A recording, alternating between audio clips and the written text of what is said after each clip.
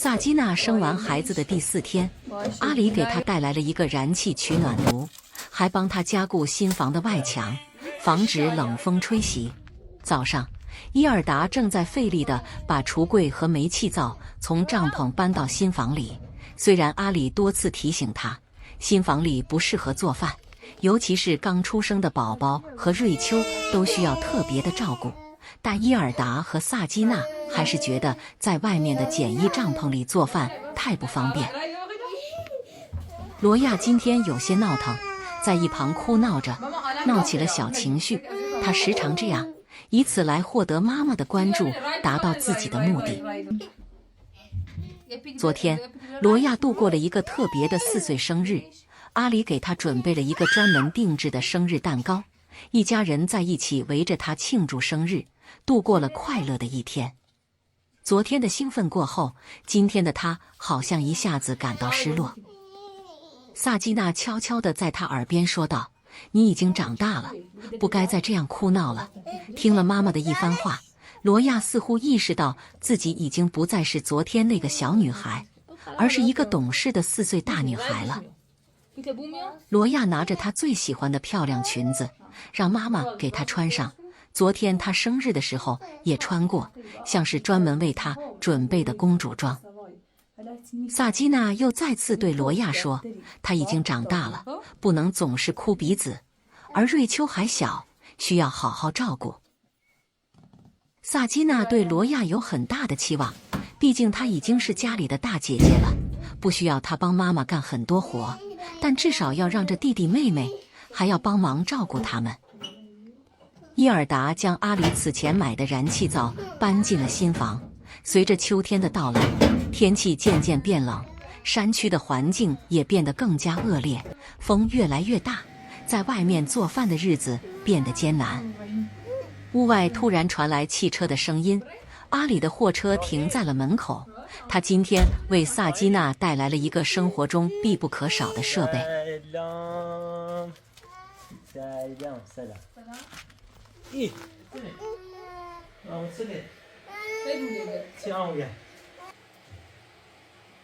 萨基娜告诉阿里，现在已经是秋天了，天气越来越冷。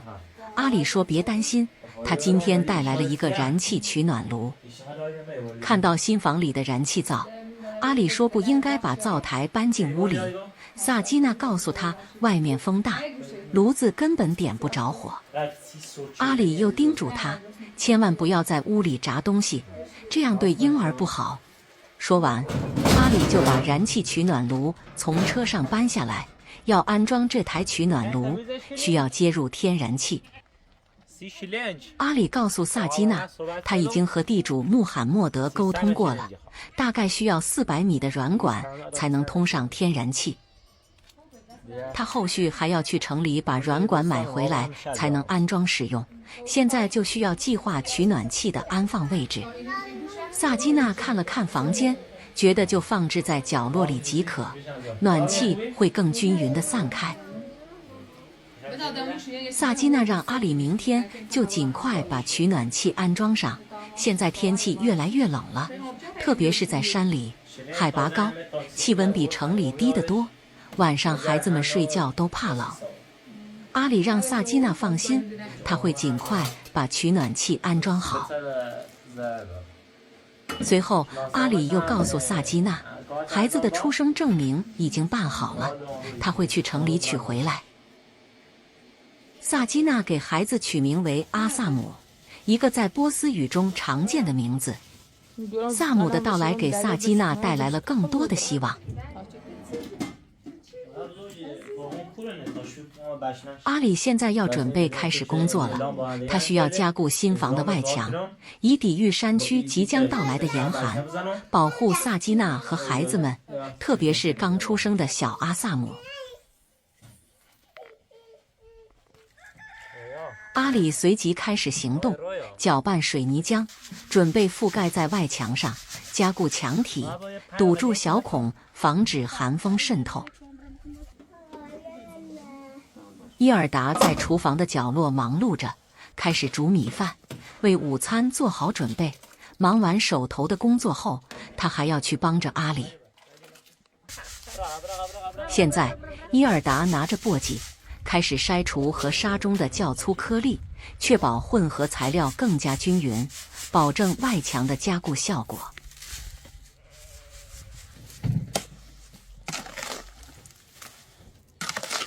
伊尔达帮阿里忙完了外面的工作，回到屋里继续准备午餐。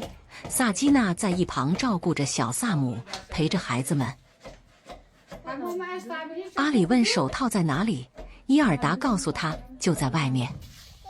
随后，阿里就开始了今天的工作，把混凝土均匀地抹在外墙上。在照顾萨基娜和孩子们这方面，阿里一直都表现得无微不至。他不仅细心地考虑到了他们生活的方方面面，还用耐心和关爱陪伴着他们。像阿里这样的付出是极为难得的。如今，萨基娜已经有了3个孩子，生活的负担变得更加沉重，但阿里并没有退缩，甚至更加积极地承担起了更多的责任。萨基娜正在告诉瑞秋，阿萨姆是他的弟弟。瑞秋可能听不懂妈妈的话，但她似乎也明白了自己作为姐姐的责任。有时候也会有些嫉妒的情绪，就像罗亚以前对待瑞秋那样，瑞秋也会逐渐对弟弟产生些许嫉妒的情感。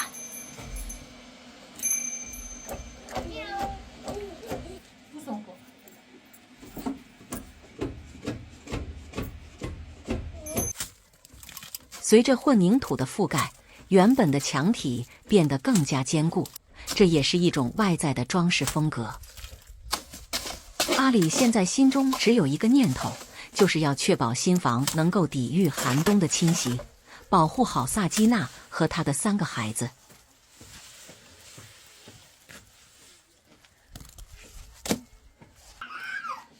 伊尔达现在把刚刚捣碎后的凝乳加入到锅中，与米饭一起煮。这是一道当地的传统食物，传承着游牧民族的独特风味。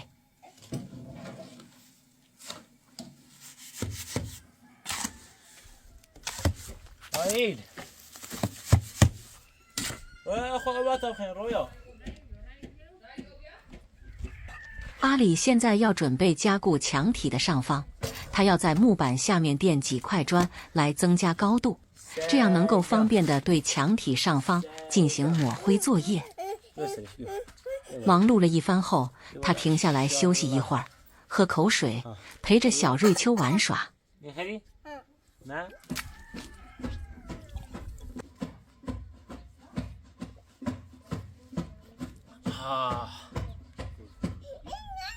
برام تو تامش سیمانه بزنم